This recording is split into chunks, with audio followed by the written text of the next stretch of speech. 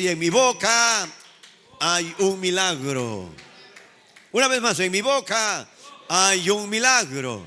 No hablaré de enfermedades, hablaré de milagros y de sanidades, porque en mi boca hay un milagro. Un fuerte amén por ello.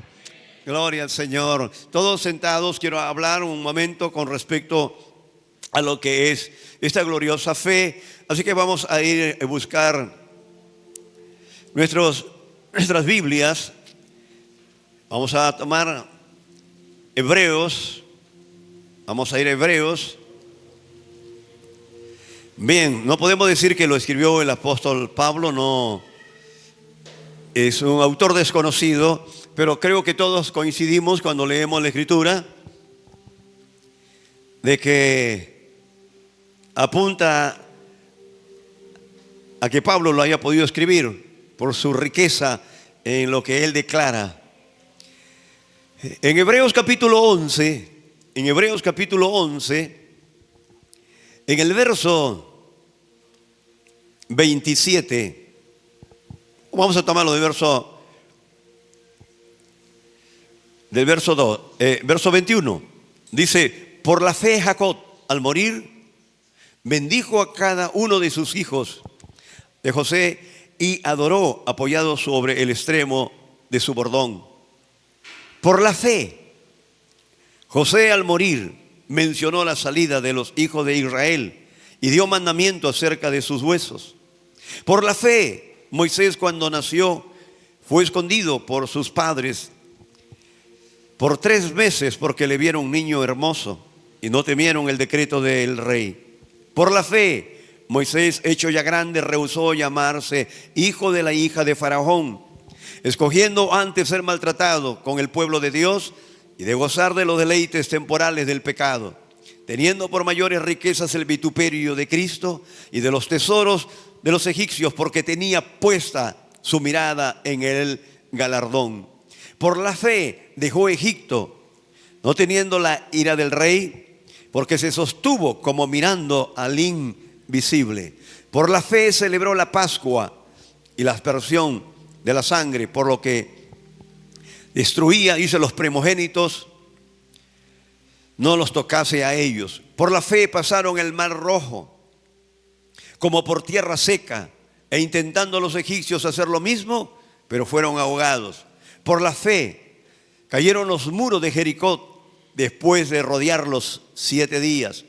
Por la fe Rahab la ramera no pereció juntamente con los desobedientes, habiendo recibido a los espías en paz.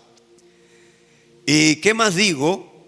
Porque el tiempo me faltaría, dice, contando sobre Gedeón, de Barak, de Sansón, de Jefe, de David, así como de Samuel y de los profetas, que por fe conquistaron reinos, que por fe hicieron justicia, por fe alcanzaron promesas, por fe taparon bocas de leones, por fe apagaron fuegos impetuosos, por fe evitaron filo de espada, por fe sacaron fuerzas de debilidad, por fe se hicieron fuertes en batallas, pusieron en fuga ejércitos extranjeros.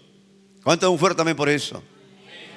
Entonces la Biblia nos está enseñando que todo esto está relacionado y apunta a nuestra fe. ¿Y sabe lo que dice la Escritura?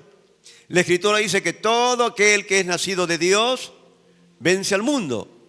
Y la victoria que ha vencido al mundo es nuestra fe. Vamos, dígalo, nuestra fe. Pero la fe no viene por arte de magia. La fe no viene, hermano, porque quiere venir la fe. Un día le dijeron: Señor, aumentanos la fe. Y todos queremos que la fe se aumente. Por la fe se hace maravillas. Por la fe, hermano, quedamos absortos, quedamos sorprendidos, hermano, de las cosas que suceden. Y todo es por fe. Pero ¿cómo puedo aumentar mi fe? Yo quiero aumentar mi fe. Todos queremos aumentar nuestra fe. Todos queremos ser gente de fe. Porque por fe se conquistaron reinos, se taparon, dice, bocas de leones, se apagaron fuegos impetuosos. El autor del libro de los Hebreos dice: me faltaría tiempo hablando de gente de fe. Habló de David, habló de Sansón, habló, hermano, de cantidad de personas de fe. Puedes tú incluirte ahí, puedes estar incluido ahí tú. Podemos incluirlo, dile a tu hermano, podemos estar incluidos ahí. Y verdad, podemos estar tan incluidos ahí como personas de fe que podemos creerle a Dios con todo nuestro corazón. Hace muchos años un hombre tan bajito, tan pequeño, tenía una iglesia más de 10,000 miembros. Así que hizo un llamado a todos los líderes del mundo que si querían tener una iglesia con más de 10,000 miembros. Y todos llegaron de diferentes países y lapiceros con sus agendas. Y él dijo, le daré el secreto, le daré el secreto. Y todos sacaron sus agendas, sacaron lapiceros. Y él miraba y todos los líderes de diferentes partes del mundo estaban atentos a lo que diga este hombre que tenía una iglesia más de 10,000 miembros. Un hombre tan pequeñito, tan pequeño, pero era fuego cuando predicaba. Y él dijo, todos listos para tomar nota. Y todos dijeron, amén. Entonces escriban el secreto para tener una iglesia tan grande y para que se hagan tantas cosas tan maravillosas. Tomen nota, es fe. Y todos se quedaron sorprendidos. Dile a tu hermano que está a tu lado, es fe. Es sencillamente la fe. Y miren pero lo hacemos tan difícil, tan difícil, tan difícil. Lo queremos hacer. Pero ¿cómo viene la fe? ¿Cómo viene la fe? Le preguntaron a Jesús, Señor, aumentanos la fe. A veces la gente piensa que la fe viene por un arte de magia. La fe viene, hermano, porque puede venir de alguien. Y un día escuché a un maestro que dijo, Jesús nunca metió su mano a un bolso y cuando le dijeron aumentanos la fe, tomó un polvo y sopló sobre ellos, dijo, bien, reciban la fe. No, acordémonos que Jesús le dijo, hombres de poca fe, oh, ¿hasta cuándo he de estar con vosotros? ¿Hasta cuándo? Oh, generación perversa, maligna, ¿hasta cuándo he de estar con vosotros? Tráiganlo acá. Y lo echó fuera. Y después le dijeron, Señor, ¿y nosotros por qué no pudimos? ¿Por qué no lo pudimos hacer nosotros? Y Jesús, hablándole aparte, le dijo, por vuestra poca fe. Por vuestra poca fe. O sea que ellos tenían fe, pero tenían poca. Pero era tan poquísima, tan poquísima. Y digo tan poquísima porque Jesús dijo que si la fe fuese del tamaño de un grano de mostaza, eso significa que la fe que tenían ellos era mucho más pequeña que un grano de mostaza. Eso es preocupante en una iglesia cuando la gente no entiende. Entonces, a veces llama por teléfono y dice, oh, usted tiene más fe. Bien, ¿por qué no desatas tu fe? Tenemos que aprender a desatar nuestra fe. Si no desatamos nuestra fe, toda la vida vamos a estar dependiendo de otras personas. Y tenemos que depender del Señor. Dependamos del Señor. Hay gente que tiene 20 años, 10 años, 15 años en la palabra y lo que tienen que hacer es aprender a orar y a desatar su fe, a creerle al Señor con todo tu corazón.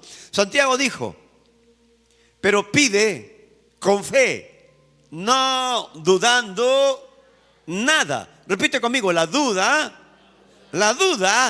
es un ladrón. La duda es un ladrón. La duda nos roba, siempre nos está robando la duda.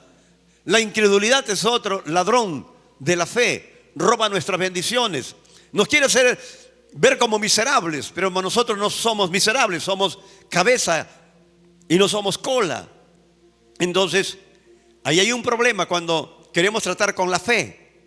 La Biblia, hermano, en el capítulo 11 está lleno de todos por la fe cruzaron el mar, por la fe conquistaron, por la fe cayeron los muros, por la fe, todo es por la fe, por la fe, por la fe. Entonces, ¿qué hacemos? Yo creo que todos los que estamos acá somos cristianos. Juan lo dice claramente, porque todo aquel que es nacido de Dios vence al mundo. ¿Y cuál es la victoria que ha vencido al mundo? O repite conmigo, la victoria que ha vencido al mundo. Y fíjese que dice la victoria que ha vencido, no dice que va a vencer. Por eso un día le preguntaron a Jesús y él habló con respecto a la fe en diferentes pasajes de la Escritura. Ahora, quiero que vean esto y repitan conmigo, la fe viene. ¿Por qué viene la fe? ¿Por qué viene la fe? ¿Por el oír qué? Seamos completos. ¿Por qué viene la fe? La palabra. Cuando viene la palabra, muchas veces dirán, pastor, usted lee la Biblia. Mi Biblia está totalmente marcada con resaltador, con lapicero, porque es mía. y lo puede hacer. Hay personas que dicen, no, hay que respetar la Biblia, no debe tener ninguna marca. En una oportunidad le dijeron, no metas ni siquiera un billete en la Biblia porque eso es falta de respeto a Dios. Dios mío, qué tanta gente religiosa. Marca tu Biblia, márcala. Yo sé que, hermano, un celular es bueno porque puedes descargar tu Biblia, pero yo les recomiendo tener una Biblia en tu mano. Lleva una Biblia siempre en tu mano.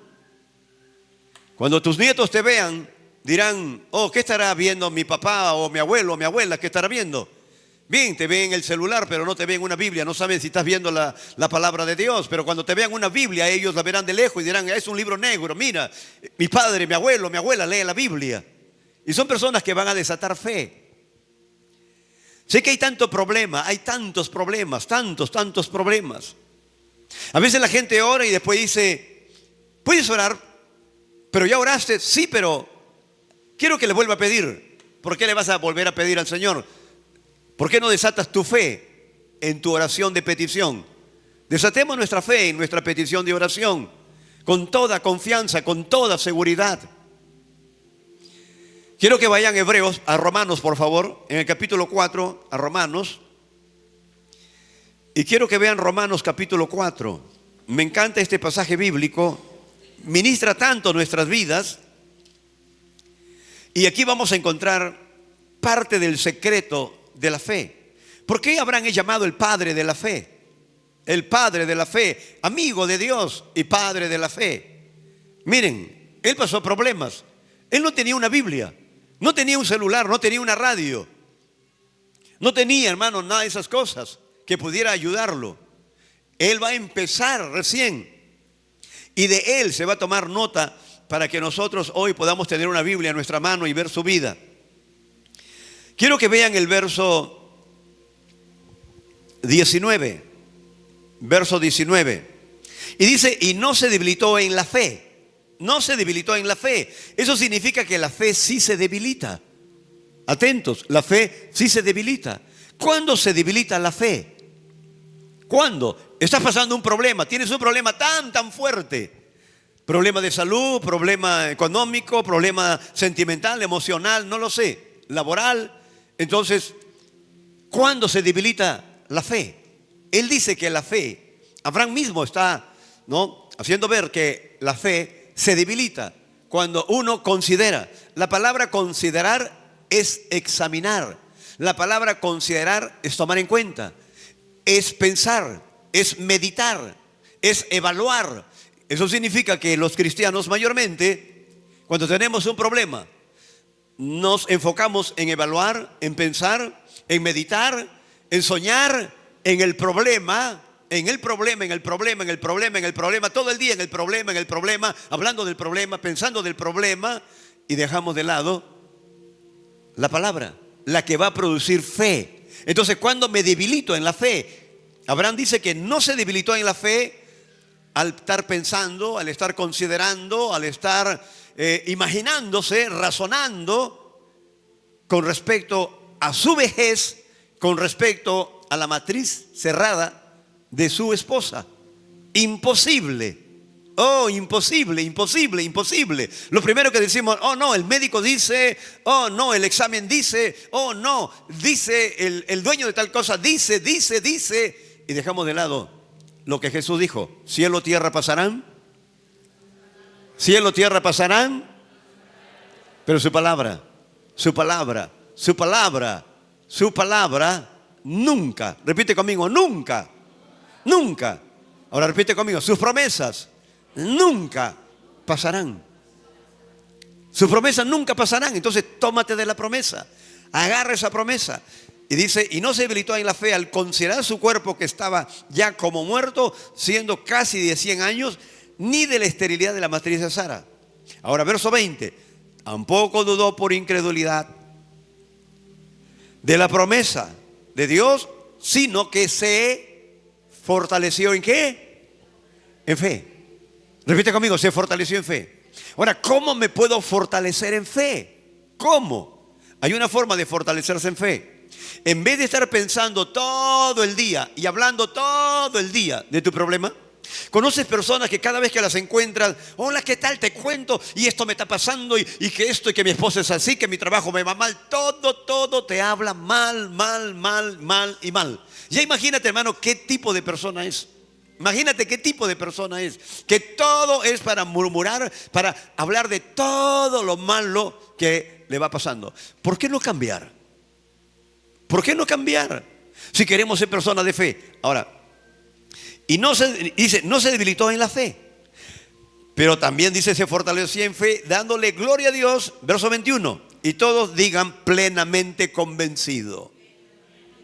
Una vez más, plenamente convencido. Una vez más, plenamente convencido. ¿Qué significa plenamente? Pleno, lleno. ¿Ves? Lleno, pleno, satisfecho. Totalmente. Eso significa de una persona que constantemente está dándole a la palabra, dándole a las promesas, dándole a las promesas. Un día me encontré con una mujer cristiana, y esta mujer estuvimos compartiendo cuando de repente me dijo, sí, tengo tantos años en el evangelio, tengo mi niña enferma y he ido al médico y me ha dicho que tiene, y me dijo todas las palabras difíciles de los diagnósticos que da un médico, que en verdad, hermano, que cuando a mí me dicen algo yo me confundo, pero unos diagnósticos tan largos, tan terribles, y me decía, y tiene esto y lo otro y aquello, y la medicina es tal cosa, los nombres de la medicina se lo sabía, todo se lo sabía. Y total, le pregunté, ¿y a qué iglesia va usted? Y ella me dijo, yo voy a tal iglesia donde alabamos a Dios. Y dígame por favor Isaías 53. Bueno, no he leído o no me acuerdo. No, ¿sabe lo que dice Isaías 53? Despreciado, desechado, varón de dolor, experimentado en quebranto, como escondimos el rostro, fue menospreciado. Ella decía, bueno, yo no sé ese verso bíblico. Yo le digo, no tiene nada de malo danzar, saltar, alabar, no tiene nada de malo. Lo malo es que te pases todo el tiempo saltando sin que recibas enseñanza de la palabra de Dios que va a producir fe en tu corazón. Porque no tiene nada de malo alabar, pero ¿qué pasaría si pasáramos todo el tiempo aquí en la iglesia alabando, saltando, danzando, que es maravilloso, pero no tuviésemos promesas, no tuviésemos palabra? Me gozo cuando a veces me dicen, pastor, el otro día estaba en una célula, pastor me dice, si los problemas me hubiesen tomado antes de estar a Jesús, yo era temerosa, miedosa y siempre estaba pensando lo malo. Ahora me vienen problemas, abro mi boca y declaro la palabra. Estoy tan confiada en el Señor. Y me da gusto escuchar personas que están tan confiadas, tan seguras en el Señor, en sus promesas. Y digo, Señor, gracias porque la enseñanza llega a sus corazones. La palabra llega a sus corazones. Y le digo, gracias, Señor, porque no estamos trabajando en vano. El pastorado, el liderazgo, para que tu pueblo pueda crecer y pueda establecerse. ¿Por qué? Porque no necesitamos gente temerosa, miedosa, corriéndose de los problemas. Lean su Biblia. Cuando David se enfrentó al problema, David caminó hacia el problema. Después avanzó rápido sobre el problema. La tercera corrió sobre el problema. Agarró la espada del problema y se le cortó la cabeza. Esa es una enseñanza de fe. Por eso que está aquí como un hombre de fe. Así es que se fortaleció en fe, dándole gloria a Dios, plenamente convencido que era poderoso para hacer todo lo que él había prometido. Ustedes no lo vieron de repente al hermano Wally, que toca, y cuando se escucha solamente el teclado y la batería, le falta algo. Le falta algo. Entonces le falta los toques de lo que es la percusión. Y no sé si notaban. ¿Y qué pasó? Bueno, yo le llamo como que se corren los muelles, porque a mí me sucedió. No podía caminar bien porque la cintura se me iba por un lado. Estaba tan mal. Nunca llegaron a ponerme los clavos, ni siquiera a ponerme una prótesis, porque le creía a Dios. La esposa venía a orar Y estaba creyendo, se llevaba los textos bíblicos y lo alimentaba al esposo. Cuando de repente lo veo a Wally tocando y le digo, Wally, ¿qué pasó? Yo prefiero enseñar 1 hora y orar 10 minutos. Y no orar 1 hora y media en incredulidad y desperdiciar tanto tiempo con una oración incrédula. Prefiero enseñar, y cuando enseño veo que la gente ora en fe. Lo aprendí de un hombre de Dios. Aprende, cuando tengas un problema grande, no más grande que Dios porque no existe, nunca pongas tu problema delante de la cruz.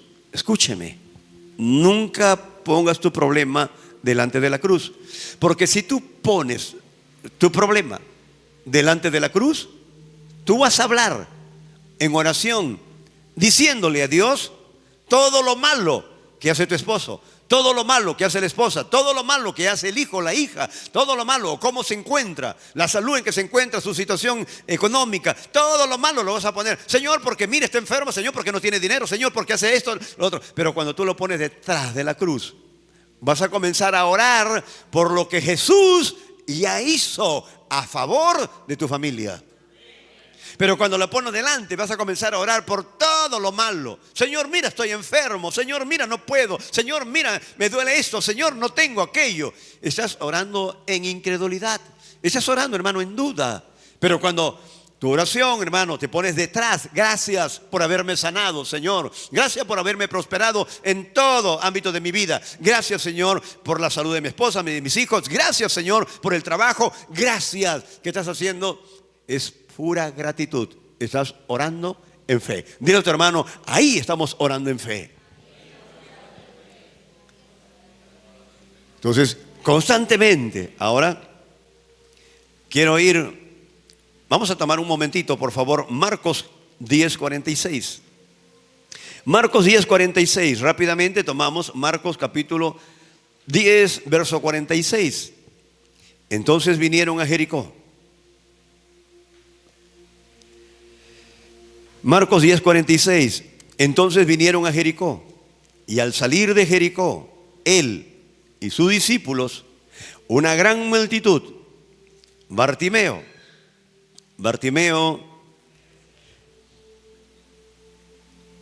significa honorable o digno.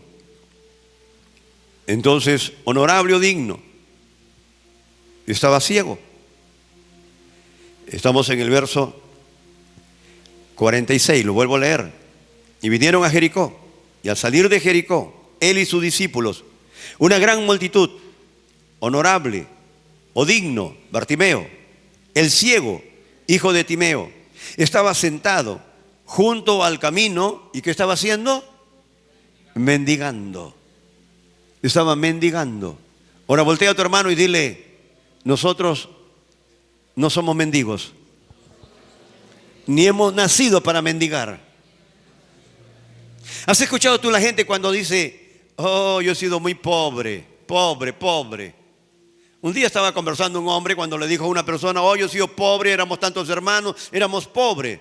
Y el maestro le dijo, ¿eras pobre? Sí. ¿Pero tenías tu papá y tu mamá? Sí. ¿Tenían una casa? Sí. ¿Tenías una cama? Sí. ¿Tomabas desayuno? Sí. A veces no almorzábamos, pero sí cenábamos. Sí. ¿Y por tiempo ha sucedido esto? Sí. Entonces el maestro le dijo, tú nunca has sido pobre, porque un pobre no tiene casa, un pobre no tiene una habitación, un pobre no tiene una cama, un pobre no tiene dónde recostar su cabeza, un pobre vive en la calle. Tú siempre has vivido dentro de una casa. Entonces tú has sido una persona con faltos recursos, pero tú nunca has sido pobre. Entonces, repite conmigo, hay que dejar de hablar que hemos sido pobres. Si tú nunca has sido pobre, ¿alguien ha vivido en la calle? ¿Alguien, hermano, ha estado mendigando por la calle? No, tú nunca has sido pobre. Hemos sido personas con faltos recursos, pero no pobres. Y vino este hombre, hijo de Timeo, verso 47, y oyendo, y todo repita conmigo, oyendo que era Jesús Nazareno. Oyendo, o repite conmigo, la fe viene. La fe viene. ¿Por qué viene la fe? Por el oír. Y el oír la palabra de Dios. Él estaba ahí ahorita oyendo. Él estaba oyendo. Este no es cualquier hombre. Este es Jesús. Por eso que le dijo, Jesús, hijo de David. ¿Por qué? Porque como judío sabía que el Salvador tenía que venir de la casa de David. El Redentor tenía que venir de la casa de David. Por eso que él dice, no, oh Jesús, hijo de David, ten misericordia de mí. Eso es fe. Eso es fe. No era cualquier persona. Él sabía que Jesús era el Mesías, era el sanador, el Salvador. Miren. Y muchos le reprendían para que callase. Muchos le reprendían. Pero él clamaba mucho más: Hijo de David, ten misericordia de mí. Ahora, atentos por favor. Si Jesús no hubiese tenido misericordia, no lo hubiese sanado. Cada vez que ustedes vengan en la Escritura, alguien que dice, Señor, ten misericordia, hombre, mujer, Señor, ten misericordia, van a ver ustedes al Señor actuando. ¿Por qué? Porque el Señor siempre ha tenido misericordia de nosotros. Amén. No se te ocurra estar diciendo, Señor, ten misericordia, porque esa es parte de nuestra ignorancia. Nosotros tenemos que decirle, gracias Señor, porque tú tienes misericordia de mí. Oh, qué orgulloso el pastor. No, esto no es orgullo, esto no es. Sencillamente, este se llama humildad. ¿Qué es la humildad? La humildad es cuando tú reconoces lo que el Señor ha hecho a favor de tu vida. Amén. Eso es humildad. La falta de humildad es cuando tú no reconoces. Y eso te lleva al orgullo. Pero la humildad es decir, soy justo. Mira, qué pedante para hablar. Sí, soy justo, pero no por nuestras propias obras. Somos justos por la obra redentora de Jesús. Amén. Eres humilde. ¿Por qué eres humilde? Porque estás diciendo que tú eres justo no por tus obras, sino por la obra de Jesús. Estás declarando una verdad. El humilde declara lo que Jesús ya hizo por ti. Entonces deteniéndose, verso 49, entonces deteniéndose, mandó llamarle. Y llamaron al ciego, diciéndole, ten confianza, levántate, te llama. Esa palabra ten confianza en el griego es pistis. Y la palabra pistis se traduce como fe, certeza, seguridad. Y en el hebreo es lo que han estudiado, emunat, que significa estar seguro. Le dijo, vamos, te llama, ten confianza, anda con seguridad, anda en fe, anda en expectativa. Porque también él sabía, ya su fe lo había desatado, que iba a ser sanado. Miren. Ten confianza, levántate, te llama. Verso 50, el entonces, esto es lo que a mí me agrada. ¿Qué hizo? ¿Qué hizo el ciego? Él llevaba una capa roja brillante.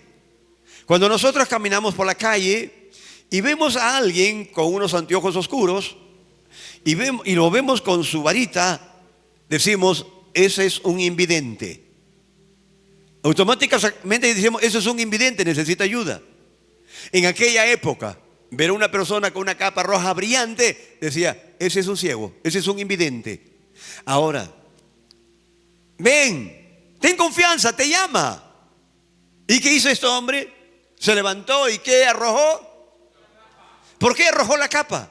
Si aún no lo había tocado Jesús. ¿Por qué arrojó la capa? La capa lo identificaba como ciego. ¿Por qué arrojó la capa? En fe dijo, arrojo lo que a mí me identifica como ciego, como invidente. Lo quito ahora de mi vida. Eso es fe. Eso es fe. Miran. Eso es lo que es la fe. Tomó la capa y dijo, no más volveré a ser ciego. Su fe lo hizo actuar. Su fe lo hizo levantarse. Y eso nunca me voy a olvidar. Cuando yo acepté a Jesús o cuando me convertí, yo me convertí con una botella de ron con Coca-Cola escondida en mi casaca. Cuando caí, me volví a levantar, agarré la botella y la tiré para atrás y dije, nunca más volveré a tomar licor.